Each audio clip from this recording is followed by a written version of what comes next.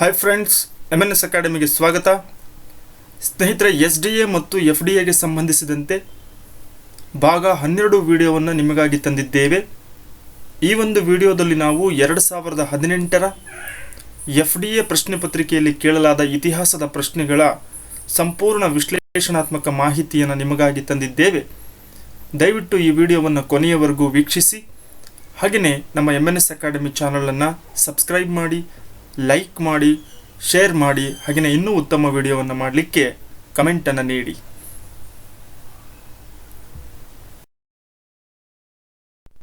ಮೊದಲ ಪ್ರಶ್ನೆ, ಈ ಕೆಳಗಿನ ಯಾವ ದೇಶಗಳಲ್ಲೊಂದಾದ ದಖ್ಖನಿ ಮುಸ್ಲಿಂ ರಾಜ್ಯವು ಪರ್ಷಿಯನ್ ಬದಲಿಗೆ ಹಿಂದಿ ಅಥವಾ ದಖ್ಖನಿ ಉರ್ದುವನ್ನು ರಾಜ್ಯದ ಅಧಿಕೃತ ಭಾಷೆಯನ್ನಾಗಿ ಘೋಷಿಸಿತು? 4 ಆಯ್ಕೆಗಳನ್ನು ನೀಡಿದ್ದಾರೆ: ಗೋಲ್ಕೊಂಡ, ಅಹಮದ್ನಗರ, ಬಿರಾರ್ ಮತ್ತು ಬಿಜಾಪುರ.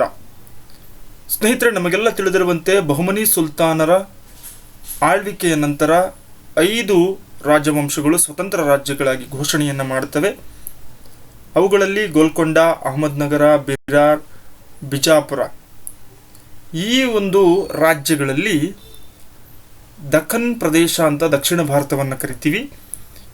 ಇಲ್ಲಿ ಪರ್ಷಿಯನ್ ಭಾಷೆಯ ಬದಲಿಗೆ ಹಿಂದಿ ಅಥವಾ ದಖ್ಖನಿ ಉರ್ದು ಅಂತ ಕರಿತೀವಿ. ಇದನ್ನು ರಾಜ್ಯದ ಅಧಿಕೃತ ಭಾಷೆಯನ್ನಾಗಿ ಘೋಷಿಸಿದಂತಹ ರಾಜವಂಶ ಬಿಜಾಪುರದ ಸುಲ್ತಾನರು.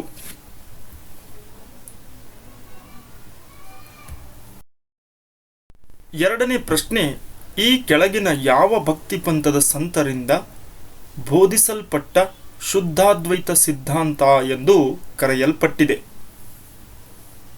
ಸರಿಯಾದಂತಹ ಉತ್ತರ ವಲ್ಲಭಾಚಾರ್ಯ. ಶುದ್ಧಾದ್ವೈತ ಅನ್ನುವಂತಹ ಸಿದ್ಧಾಂತವನ್ನು ಪ್ರತಿಪಾದಿಸಿದವರು ವಲ್ಲಭಾಚಾರ್ಯರು. ಅದ್ವೈತ ಸಿದ್ಧಾಂತದ ಪ್ರತಿಪಾದಕರು ಶಂಕರಾಚಾರ್ಯರು. ಹಾಗೆ ಶಕ್ತಿ ವಿಶಿಷ್ಟ ಅದ್ವೈತ ಸಿದ್ಧಾಂತದ ಪ್ರತಿಪಾದಕರು ಬಸವಣ್ಣನವರು.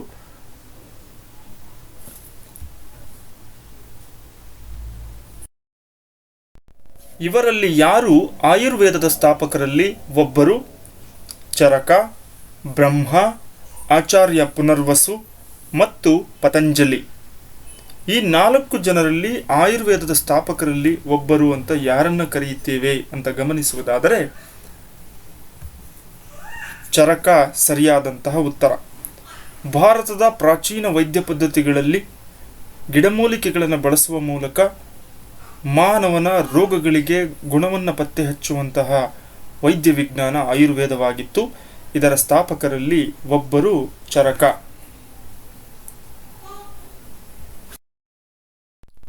ಸಾವಿರದ 1940ರಲ್ಲಿ ಮಹಾತ್ಮ ಗಾಂಧೀಜಿಯವರು ಪರಿಮಿತ ಸತ್ಯಾಗ್ರಹವನ್ನು ವೈಯಕ್ತಿಕ ನೆಲೆಯಲ್ಲಿ ಪ್ರಾರಂಭಿಸಿದುದು ಏಕೆಂದರೆ?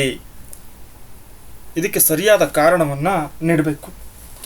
1939ರಲ್ಲಿ ಎರಡನೇ ಮಹಾಯುದ್ಧ ಆರಂಭವಾದಾಗ ಕಾಂಗ್ರೆಸ್ ಪಕ್ಷವನ್ನು ಸಂಪರ್ಕಿಸದೆ ಬ್ರಿಟಿಷ್ ವೈಸ್ರಾಯ್ ಭಾರತವೂ ಸಹ ಬ್ರಿಟನ್ ಪರವಾಗಿ ಎರಡನೇ ವಿಶ್ವ ಸಮರದಲ್ಲಿ ಭಾಗಿಯಾಗಿದೆ ಎಂದು ಘೋಷಿಸಿದ್ದರಿಂದ ಇದಕ್ಕೆ ವಿರೋಧವಾಗಿ ಭಾರತದಲ್ಲಿ ಪ್ರತಿಭಟನೆಗಳು ನಡೀತವೆ.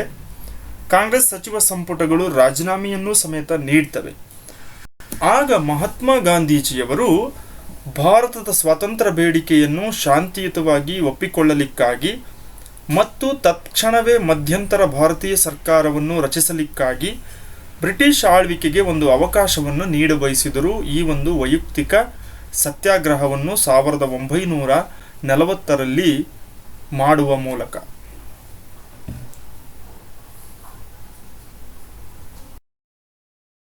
ಈ ಕೆಳಗಿನ ಯಾವ ಕಾಯ್ದೆಯನ್ನು ನೆಹರೂರವರು ದಾಸ್ಯತ್ವದ ಹೊಸ ಸನ್ನದು ಎಂದು ಕರೆದರು? ಆಯ್ಕೆ 1 ಭಾರತದ 1919ರ ಕಾಯ್ದೆ, ಭಾರತ ಸರ್ಕಾರದ ಕಾಯ್ದೆ 1935, ಪಿಟ್ಸ್ ಇಂಡಿಯಾ ಕಾಯ್ದೆ 1784, ರೆಗ್ಯುಲೇಟಿಂಗ್ ಕಾಯ್ದೆ 1773. ಸರಿಯಾದಂತಹ ಉತ್ತರ ಭಾರತ ಸರ್ಕಾರದ 1935ರ ಕಾಯ್ದೆ. ಇದು ಬ್ರಿಟಿಷ್ ಸರ್ಕಾರವು ಜಾರಿಗೆ ತರುತ್ತೆ. 1919ರಲ್ಲಿ ಇದ್ದಂತಹ ಜಾರಿಗೆ ತಂದಿದ್ದ ಪ್ರಾಂತ್ಯಗಳಲ್ಲಿನ ದ್ವಿಪ್ರಭುತ್ವವನ್ನು ರದ್ದು ಮಾಡಿ ಪ್ರಾಂತ್ಯಗಳಲ್ಲಿ ಜವಾಬ್ದಾರಿ ಸರ್ಕಾರವನ್ನು ರಚಿಸಿದ್ದಲ್ಲದೆ ಅವುಗಳಿಗೆ ಅಧಿಕಾರದ ಸ್ವಾಯತ್ತತೆಯನ್ನು ಸಮೇತ ಈ ಒಂದು ಕಾಯ್ದೆ ಮಾಡಿಕೊಡುತ್ತೆ. ಆದರೆ ಇದನ್ನು ಭಾರತದ ಮೊದಲ ಪ್ರಧಾನಿಯಾದಂತಹ ಪಂಡಿತ್ ಜವಾಹರ್ಲಾಲ್ ನೆಹರೂರವರು ದಾಸ್ಯತ್ವದ ಹೊಸ ಸನ್ನದು ಎಂದು ಕರೆದರು. ಪೋಲೋ ಕಾರ್ಯಾಚರಣೆಯು ಈ ಕೆಳಗಿನ ಯಾವುದಕ್ಕೆ ಸಂಬಂಧಿಸಿದೆ? ಭಾರತ ಸರ್ಕಾರದಿಂದ ಹೈದರಾಬಾದ್ ಸಂಸ್ಥಾನ ಸ್ವಾಧೀನಪಡಿಸಿಕೊಳ್ಳುವಿಕೆ. ನಮಗೆಲ್ಲ ತಿಳಿದಿರುವಂತೆ ಭಾರತ ಸ್ವತಂತ್ರವಾದಾಗ ಅನೇಕ ರಾಜಪ್ರಭುತ್ವ ಇದ್ದಂಥ ಸಂಸ್ಥಾನಗಳು ಭಾರತದ ಒಕ್ಕೂಟವನ್ನು ಸೇರಲಿಕ್ಕೆ ನಿರಾಕರಣೆಯನ್ನು ಮಾಡ್ತವೆ. ಅದರಲ್ಲಿ ಹೈದರಾಬಾದ್ ಸಂಸ್ಥಾನವೂ ಕೂಡ ಒಂದು. ಹೈದರಾಬಾದಿನ ನವಾಬನು ಭಾರತ ಒಕ್ಕೂಟವನ್ನು ಸೇರಿಸಲಿಕ್ಕೆ ಒಪ್ಪಿಕೊಳ್ಳುವುದಿಲ್ಲ. ಆಗ ಅನಿವಾರ್ಯವಾಗಿ ಭಾರತೀಯ ಸೇನೆ ಆ ಒಂದು ಸಂಸ್ಥಾನವನ್ನು ವಶಪಡಿಸಿಕೊಳ್ಳುತ್ತೆ. ಆ ಒಂದು ವಶಪಡಿಸಿಕೊಳ್ಳುವಂತಹ ಪ್ರಕ್ರಿಯೆಗೆ ಇಟ್ಟಂತಹ ಕಾರ್ಯಾಚರಣೆಯ ಹೆಸರು ಆಪರೇಷನ್ ಪೋಲೋ ಎಂಬುದಾಗಿತ್ತು.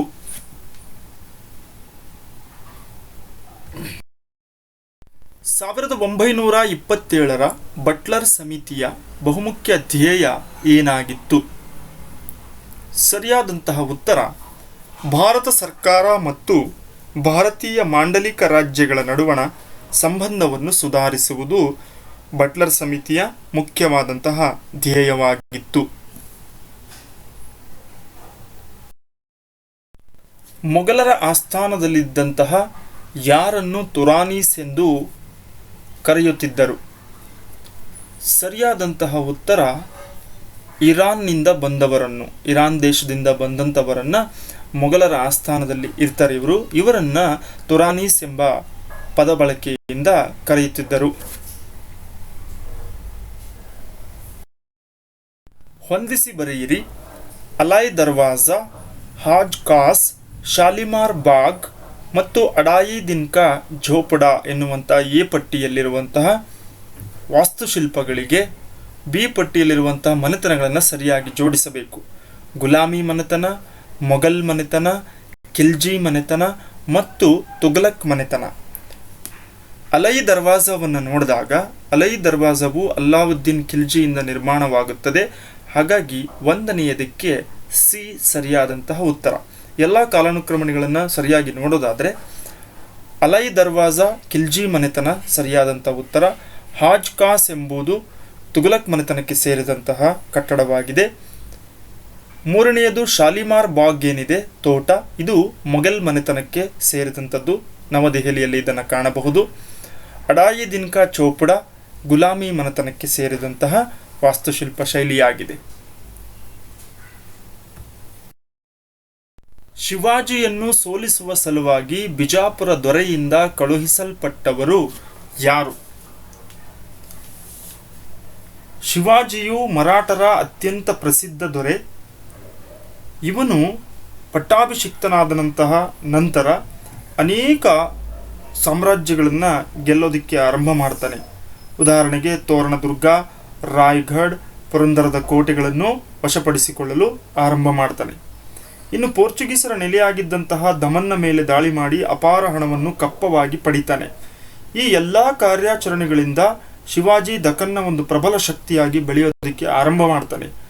ಹೀಗಾಗಿ ಅವನನ್ನು ಬಗ್ಗುಬಡಿಯಲು ಬಿಜಾಪುರದ ಸುಲ್ತಾನ ಅಲಿ ಆದಿಲ್ ಶಾ ಅಫ್ಜಲ್ ಖಾನ್ ಎನ್ನುವಂತಹ ವ್ಯಕ್ತಿಯನ್ನು ಕಳಿಸ್ಕೊಡ್ತಾನೆ. 1659ರಲ್ಲಿ ಶಿವಾಜಿಯನ್ನು ಸೋಲಿಸುವ ಸಲುವಾಗಿ ಬಂದಂಥ ಅಫ್ಜಲ್ ಖಾನನನ್ನು ಈತ ವ್ಯಾಘ್ರನಖದಿಂದ ಶಿವಾಜಿಯು ಕೊಲ್ತಾನೆ. ಹೀಗಾಗಿ ಇಲ್ಲಿ ಬಿಜಾಪುರದ ಸುಲ್ತಾನಿಗೆ ಹಿನ್ನಡೆಯಾಗಿ ಶಿವಾಜಿಯ ಘನತೆ ಮತ್ತಷ್ಟು ಹೆಚ್ಚಿತು. ಈ ಕೆಳಗಿನವರಲ್ಲಿ ಯಾರಿಗೆ ಮರಣೋತ್ತರ ಭಾರತ ರತ್ನ ಪ್ರಶಸ್ತಿ ಪಡೆದರು ಅಥವಾ ನೀಡಲಾಗಿದೆ? ಖಾನ್ ಅಬ್ದುಲ್ ಗಫರ್ ಖಾನ್, ಗಡಿನಾಡ ಗಾಂಧಿ ಎಂದು ಕರೆಯುತ್ತೇವೆ. ಡಾಕ್ಟರ್ BR ಅಂಬೇಡ್ಕರ್, ಸಂವಿಧಾನ ಶಿಲ್ಪಿ. ಜಯಪ್ರಕಾಶ್ ನಾರಾಯಣ್ JP ಎಂದೇ ಖ್ಯಾತರಾದಂಥವರು. ಇವರಲ್ಲಿ ಯಾರಿಗೆ ಮರಣೋತ್ತರ ಅಂದರೆ ಇವರು ಸತ್ತ ನಂತರ ಇವರಿಗೆ ಭಾರತ ರತ್ನ ಪ್ರಶಸ್ತಿಯನ್ನು ನೀಡಲಾಗಿದೆ ಅಂತ ಗಮನಿಸಿದರೆ ಸರಿಯಾದಂತಹ ಉತ್ತರ 1, 2, 3 ಅಂದರೆ 3 ಜನರಿಗೂ ಮರಣೋತ್ತರ ಭಾರತ ರತ್ನ ಪ್ರಶಸ್ತಿಯನ್ನು ನೀಡಲಾಗಿದೆ. ಈ ಕೆಳಗಿನ ಪೇಶ್ವೆಗಳ ಕಾಲಾನುಕ್ರಮಣಿಕೆಯನ್ನು ಬರೆಯಿರಿ. ಬಾಲಾಜಿ ವಿಶ್ವನಾಥ, ಬಾಲಾಜಿ ಬಾಜಿರಾವ್, ಮೊದಲನೇ ಬಾಜಿರಾವ್ ಮತ್ತು ನಾರಾಯಣ್ ರಾವ್.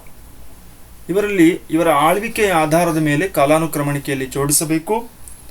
ಮೊದಲನೆಯ ಆಯ್ಕೆ ಬಾಲಾಜಿ ವಿಶ್ವನಾಥ 1713ರಿಂದ 1720. ಎರಡನೆಯವನು ಮೊದಲನೇ ಬಾಜಿರಾವ್, ಈತನ ಆಳ್ವಿಕೆಯ ಕಾಲಾವಧಿ 1720ರಿಂದ 1740. ಮೂರನೆಯ ಆಯ್ಕೆ ಬಾಲಾಜಿ ಬಾಜಿರಾವ್, ಈತನ ಆಳ್ವಿಕೆಯ ಕಾಲ 1740ರಿಂದ 1761. ಕೊನೆಯ ಆಯ್ಕೆ ನಾರಾಯಣ್ ರಾವ್ ಎನ್ನುವಂಥದ್ದು, ಈತನ ಆಳ್ವಿಕೆಯ ಕಾಲಾವಧಿ 1772ರಿಂದ 1773. ಈ ಕೆಳಗಿನ ಹೇಳಿಕೆಗಳನ್ನು ಪರಿಗಣಿಸಿ. ಹೇಳಿಕೆಗಳನ್ನು ಮೊದಲು ನೋಡೋಣ. ಔರಂಗಜೇಬನು ಆತನ ಆಸ್ಥಾನದಿಂದ ಸಂಗೀತದ ಎಲ್ಲ ರೂಪಗಳನ್ನು ಬಹಿಷ್ಕರಿಸಿದನು.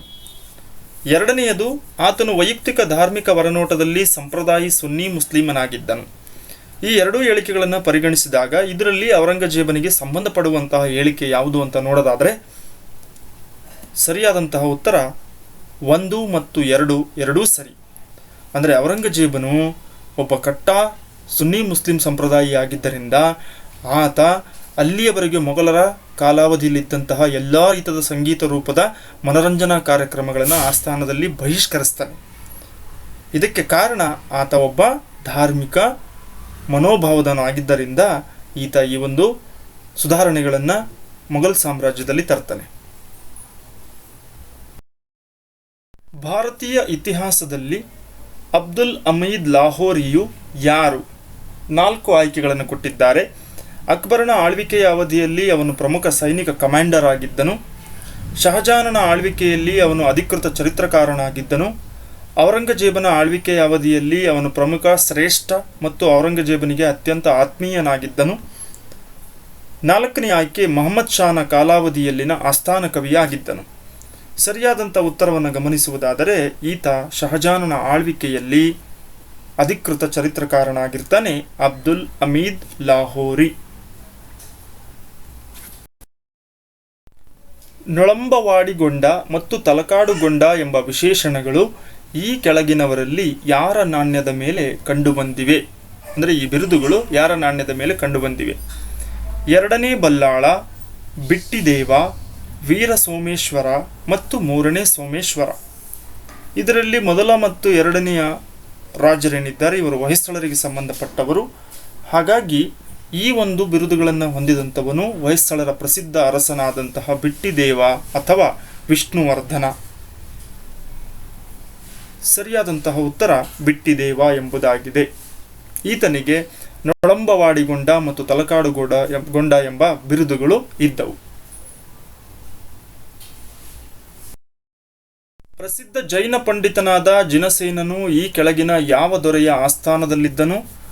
ಅಮೋಘವರ್ಷ, ಕೃಷ್ಣ, ಧ್ರುವ ಮತ್ತು ದಂತಿದುರ್ಗ. ಸರಿಯಾದಂತಹ ಉತ್ತರ ರಾಷ್ಟ್ರಕೂಟರ ಸ್ಥಾಪಕನಾದಂತಹ ದಂತಿದುರ್ಗನ ಆಸ್ಥಾನದಲ್ಲಿ ಜೈನ ಪಂಡಿತನಾದ ಜಿನಸೇನನು ಇದ್ದನು. ಯಾವ ಪ್ರಾಂತ್ಯದ ಮೇಲೆ ವಿಜಯವನ್ನು ಗಳಿಸಿದ ನೆನಪಿಗಾಗಿ ಅಕ್ಬರನು ಫತೇಪುರ್ ಸಿಕ್ರಿಯಲ್ಲಿ ಬುಲಂದಾ ದರ್ವಾಜವನ್ನು ನಿರ್ಮಿಸಿದನು? ಅಕ್ಬರನು ಸ್ಥಾಪಿಸಿದಂತಹ ಹೊಸ ರಾಜಧಾನಿಯ ಹೆಸರು ಫತೇಪುರ್ ಸಿಕ್ರಿ. ಇಲ್ಲಿ ಈತ ಹೆಬ್ಬಾಗಿಲಿನಾಕಾರದ ವಿಶೇಷ ವಾಸ್ತುಶಿಲ್ಪ ಶೈಲಿಯನ್ನು ನಿರ್ಮಾಣ ಮಾಡ್ತಾನೆ. ಅದಕ್ಕೆ ಬುಲಂದಾ ದರ್ವಾಜಾ ಎಂದು ನಾಮಕರಣವನ್ನು ಮಾಡಲಾಗಿರುತ್ತೆ. ಈತ ಯಾವ ಪ್ರಾಂತ್ಯದ ಮೇಲೆ ಈ ಒಂದು ಗೆಲುವನ್ನು ಸಾಧಿಸಿದ್ದಕ್ಕಾಗಿ ಈ ಒಂದು ಬುಲಂದಾ ದರ್ವಾಜವನ್ನು ನಿರ್ಮಾಣ ಮಾಡಿದ ಅಂತ ನೋಡೋದಾದರೆ ಗುಜರಾತ್, ಸಿಂಧ್, ಪಂಜಾಬ್ ಮತ್ತು ಮೇವಾರ್ ಇದೆ. ಇದಕ್ಕೆ ಸರಿಯಾದಂತಹ ಉತ್ತರ ಗುಜರಾತ್ನ ಮೇಲೆ ಈತ ವಿಜಯವನ್ನು ಗಳಿಸಿದಂತಹ ನೆನಪಿಗೆ ಫತೇಪುರ್ ಸಿಕ್ರಿಯಲ್ಲಿ ಬುಲಂದಾ ದರ್ವಾಜವನ್ನು ನಿರ್ಮಾಣ ಮಾಡ್ತಾನೆ. ಇದು ಅಕ್ಬರನು ನಿರ್ಮಿಸಿದಂತಹ ಹೊಸ ರಾಜಧಾನಿಯ ಹೆಸರಾಗಿತ್ತು. ಸ್ನೇಹಿತರೆ, ಇದಾಗಿತ್ತು 2018ರ FDA ಪ್ರಶ್ನೆ ಪತ್ರಿಕೆಯಲ್ಲಿ ಕೇಳಲಾದ ಇತಿಹಾಸದ ಪ್ರಶ್ನೆಗಳ ವಿಶ್ಲೇಷಣಾತ್ಮಕ ಮಾಹಿತಿ.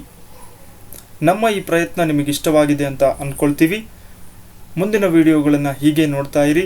ಹಾಗೆ ನಮ್ಮ MNS ಅಕಾಡೆಮಿ ಚಾನಲನ್ನು ಸಬ್ಸ್ಕ್ರೈಬ್ ಮಾಡಿ, ಲೈಕ್ ಮಾಡಿ, ಹಾಗೆಯೇ ಶೇರ್ ಮಾಡಿ ಅಂತ ಕೇಳ್ಕೊಳ್ತಾ ಈ ಒಂದು ವಿಡಿಯೋವನ್ನು ಮುಕ್ತಾಯಗೊಳಿಸ್ತಾ ಇದ್ದೇವೆ. ಧನ್ಯವಾದಗಳು.